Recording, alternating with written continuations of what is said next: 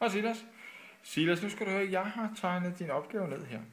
Og jeg har simpelthen skrevet det ind, at du ved din U-tavle, altså forsyning, der har du 230 volt.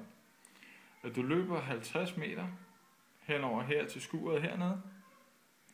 Og at der også på de 50 meter, der er der trukket et 3x1,5 kvadrat i kobber. Herover har du varmeovnen, den er på 2000 watt i effekt, og spændingen den er på 230 volt. Du bliver nu bedt om at beregne spændingsfaldet som A. Det er den, vi kalder delta U. Og du bliver bedt om at beregne til B spændingen ved brugsgenstanden. Altså det UB skulle der gerne stå der. Det er lidt utydeligt. Altså U-brugsgenstand.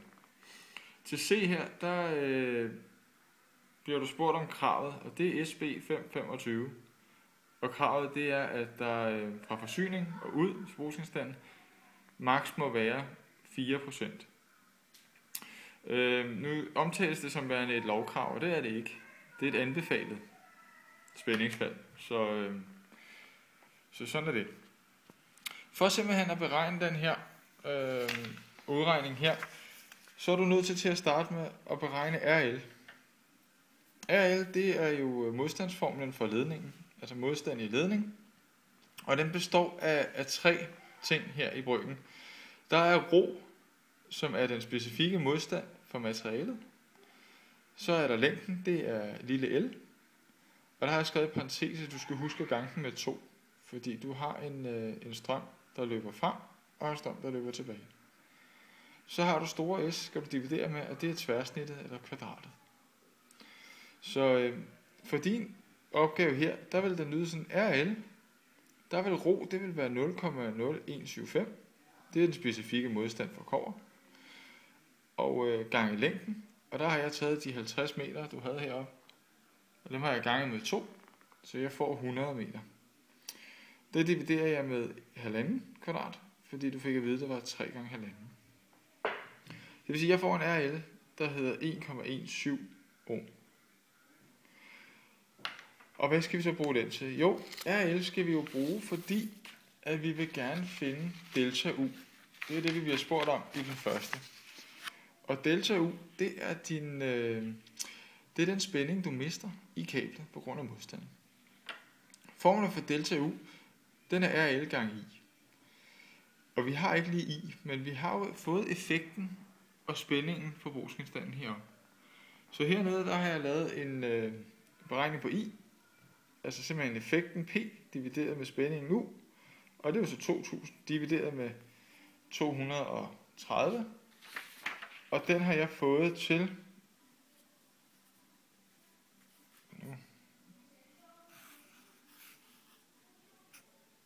8,7 ampere. Og den er du nødt til at bruge heroppe i delta U.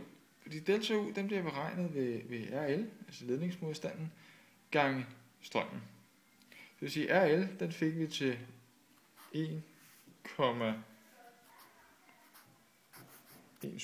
og den ganger vi med de 8,7 ampere. Og hvis vi regner det ud på lommeregneren, så får du en UB på 10,2 volt.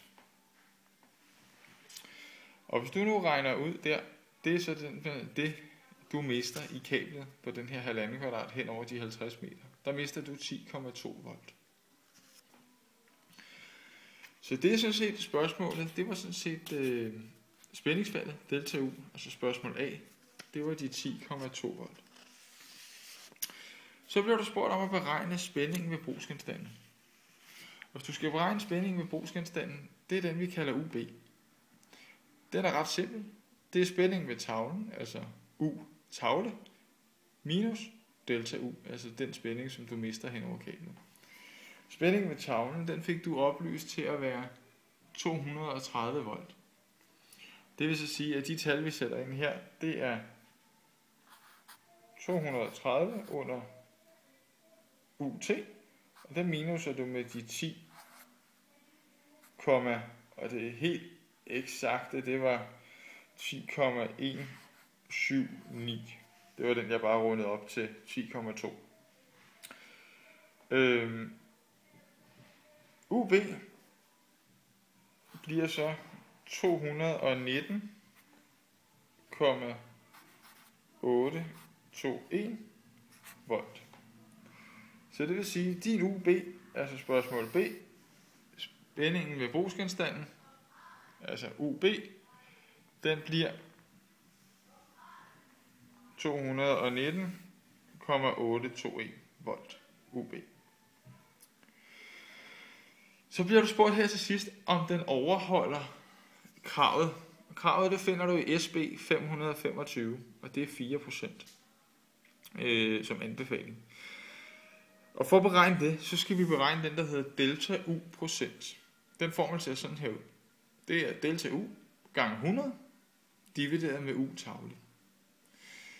Delta U, den fik vi til at være 10,179, så vidt jeg husker. Det skulle du gange med 100. Og så skulle du dividere det med U tavle, og U tavle, det var jo 230 volt. Ja.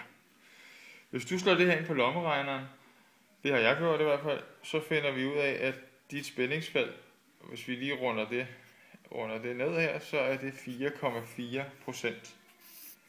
Det vil sige, at dit spændingsfald her, det overholder i hvert fald ikke anbefalingen i SB.